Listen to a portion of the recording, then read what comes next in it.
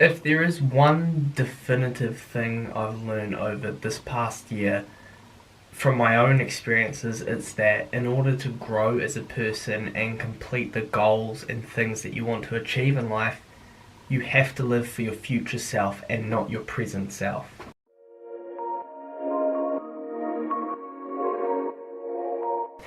And what I mean by that is consciously and actively choosing what thoughts, emotions, and actions you're going to give attention to serve your future self, to serve a goal that you want. Have an image in your mind of who you want to be and what you want to achieve, and then act based on that in the present moment, which can be hard because, like, for example, if you want to become fit, in the moment you have to exercise and you have to push past your comfort level.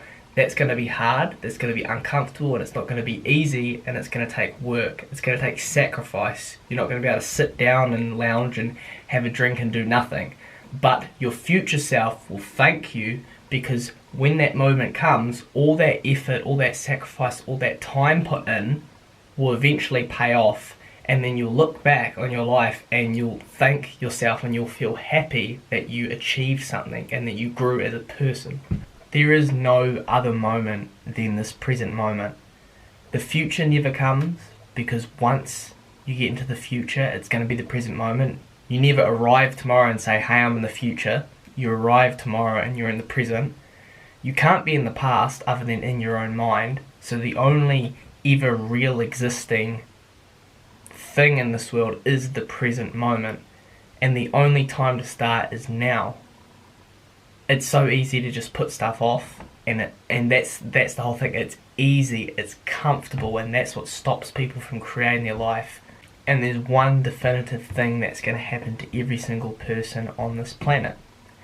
And before that happens, there's going to be a whole lot of time that passes, and while you're in that time, it's going to seem like forever. But once it's over, it's going to be like a blip. One day you were 5. You had 5 years of your life, and now look at this. You're watching this however old you are. You've had all that experience, all that existence, and now you're in the present moment. So time's going to pass, and once time's passed, you cannot change the outcome other than inside your mind.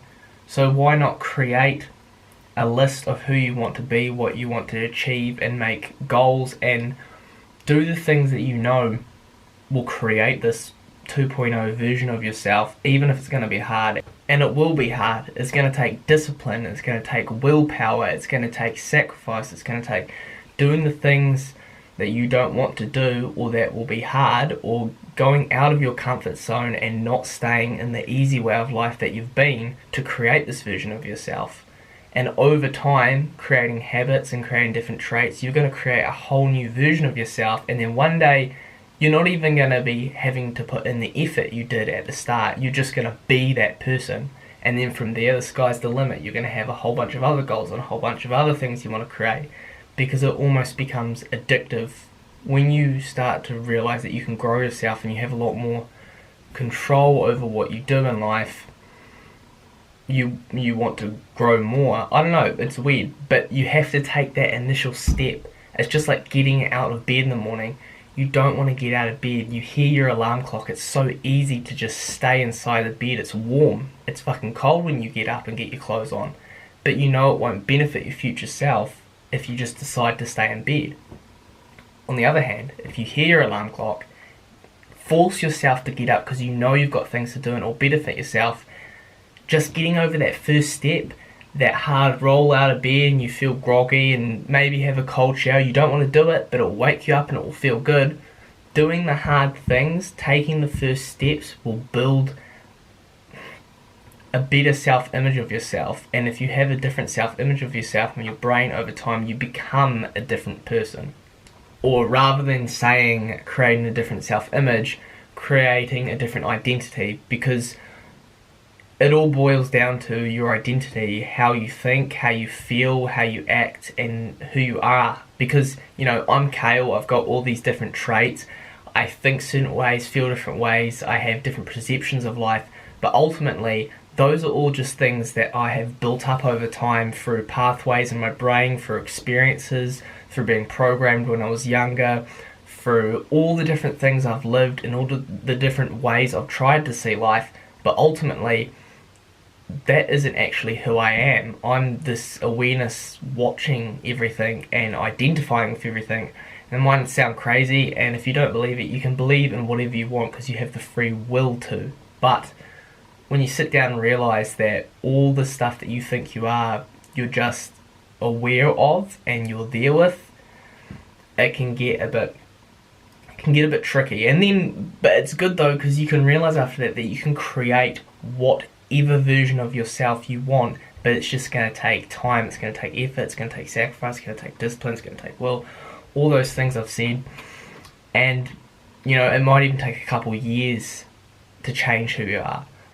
But when and if you have this realization and truly understand and feel that you're just this awareness behind everything that's going on, or interconnected with everything that's going on, you can decide to create any version of yourself you want. It just takes, all these things I've talked about. It takes the will, the discipline.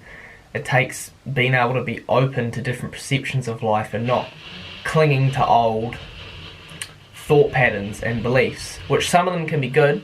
Some thought patterns and beliefs, a lot of them can be good, but some of them can be destructive and unconscious, and you might not even know that you have beliefs in your brain that are causing you to act certain ways, and you don't even know that it's going on because it's just become unconscious.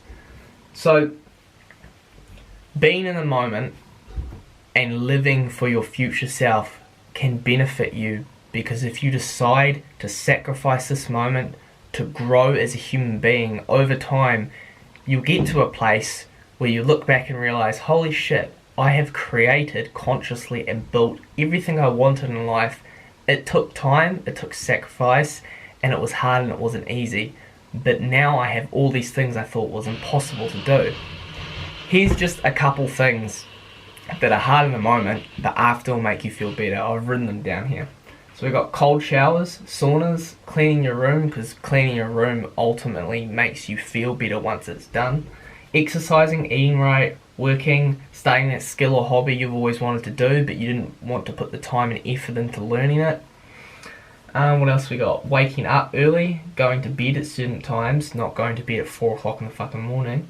Creating good habits, breaking bad habits. Literally anything that you know will make you grow and benefit you, but takes effort, is something that will benefit your future self.